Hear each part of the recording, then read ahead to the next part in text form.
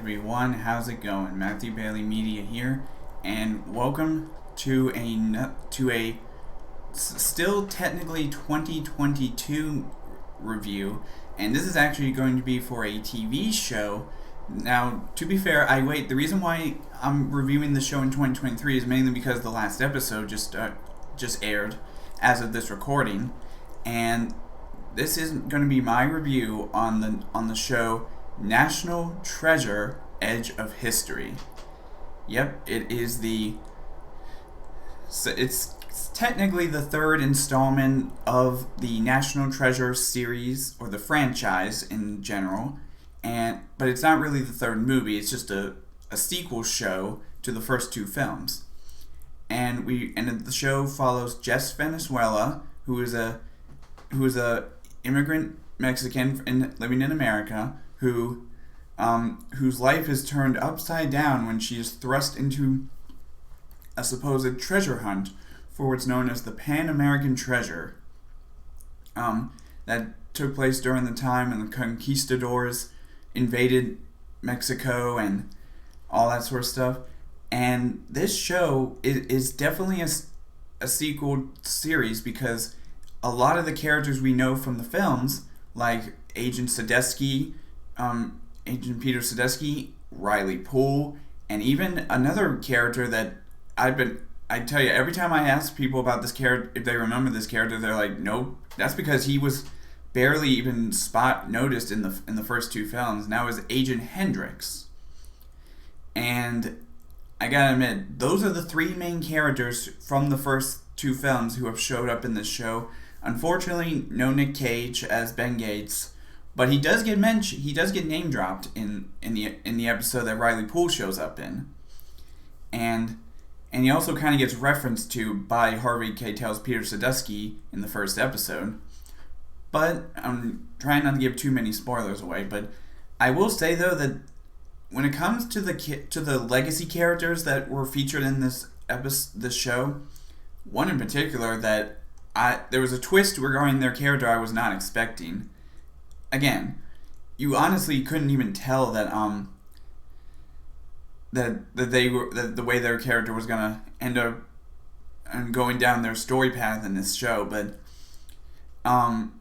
we also get introduced to a new main villain of the show.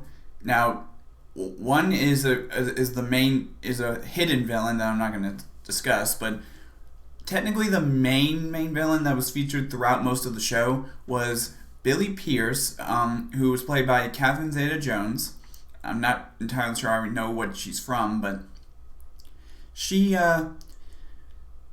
I will say she's actually kind of a really good villain, so to speak. I mean, she definitely I will say, if I had to compare her to the only other British-related villain that was in the series, or in the franchise, that being Ian Howe, played by Sean Bean in the first film, because they're both British.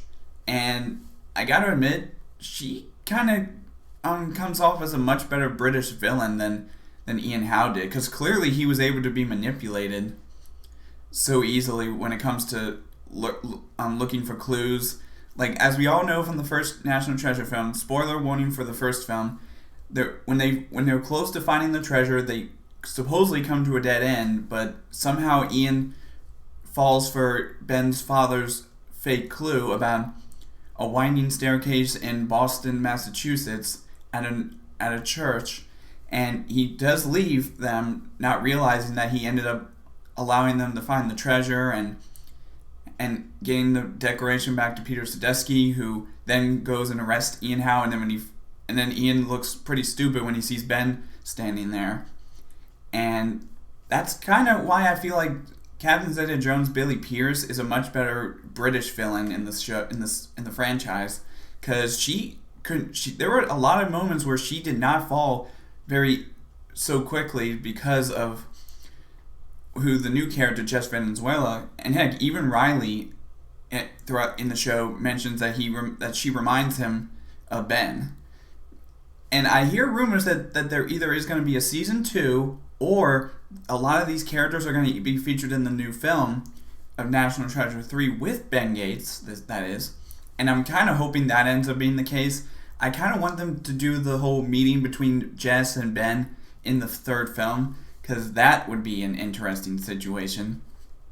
But I gotta admit, this show was, again, it was a crazy adventure, and I'm glad they actually kind of turned it into a show, because it gave us a much better chance to get introduced to each of these newer characters, and heck, it seems like we may even get a new FBI agent featured throughout most of the either the second season or the third film, and that is the character known as Agent Hannah Ross, and I gotta admit, her character was a pretty good addition to the FBI family when it comes to the FBI agents we've seen throughout the films.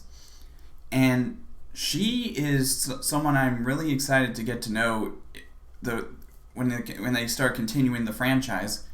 Hopefully that ends up being in the third movie, and I don't mind a second season, but I'm kind of hoping they do a third movie mainly. But because the season 1 does get left on a cliffhanger about another treasure that now in this show we also get introduced to the grandson of Peter Sadusky, who was the FBI agent from the first 2 films, and he ends up, and then his grandpa leaves him a tape recorded message discussing the new treasure that they hinted at, and I'm kind of excited to see where this leads. Now, before I continue to my rating, I will say though that I know there's been a lot of talk out there when the first show was first announced about how, because the girl playing Jess Valenzuela was technically labeled as a illegal immigrant kind of situation, a lot of people were not very happy about that, especially with the whole factor about Ben not being in the show, but he was name dropped and referenced to many times throughout the show. Sure, he didn't show up, but we did get his sidekick, Riley Poole, who got a lot more spotlight. And sure, it was only in like 1 episode. That's kind of a spoiler, but so I guess I would put slight spoilers in the title of this video. But I gotta say, both Riley Poole and Peter Sadusky, their characters had a lot of, especially Peter Sadusky, the fact that his grandson was featured throughout this show shows that they still want to continue the Sadusky name, and I'm kind of hoping that they continue that. Now, there were a lot of other characters that even reminded us of characters from the first 2 films. Like, again, going back to Riley Poole, there's a character in this show that actually kind of resembles him when it comes to his know-how of technology and trying to get through things and stop and help pull heists, and that was the character of Tasha Rivers, who is Jess's roommate and best friend. She was a character, I kind of liked the way her character arc went, especially in the last episode. It was revealed that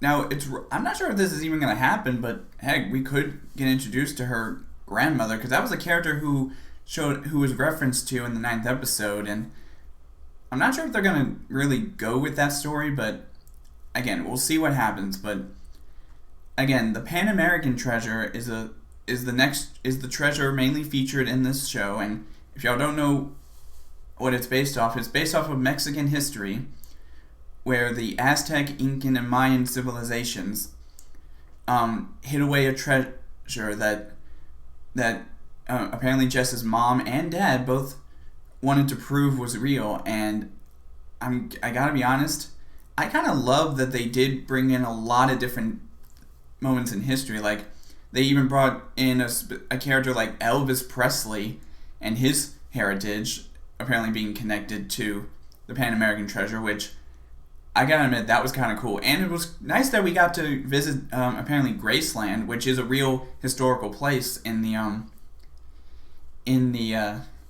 world, because that's where Elvis basically lived throughout his life. And we also get introduced to characters like Sacagawea was referenced, but and Lewis and Clark and all that sort of stuff. It was amazing, this show, I will say. Again, I'm really excited for the future of this franchise. Hopefully, I guess it doesn't really matter to me whether we still get season 2 and the third film, or if we just get the third film. I can't wait to see both projects, whichever one they decide to do, or even both. But I'm really excited to see the meeting between Jess and Ben Gates. But anyways, let me give you my rating of the show.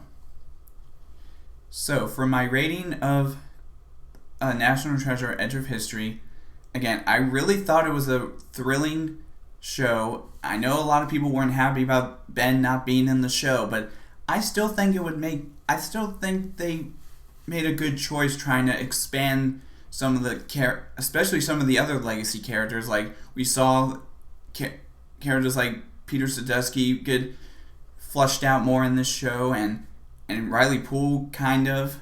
And again, that Agent Hendricks character that nobody seems to remember from the movies. His character really has an arc in this show. But I don't want to give too much away about his character, because that is going to kind of spoil the show. But anyways, I'm gonna have to give National Treasure: The Edge of History a 4 out of 5.